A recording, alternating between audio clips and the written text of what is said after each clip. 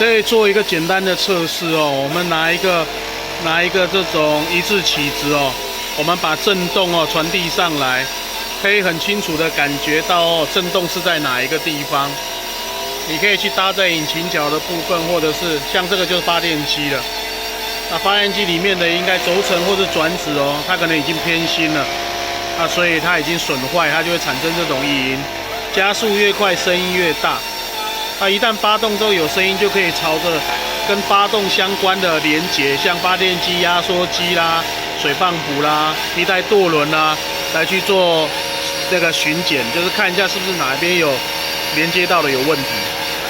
那这一台的判断呢，100%就是在这发电机，这上面的非常麻，直接顶在上面的话，或是靠耳朵去听哦，就可以听到它有震动的声音。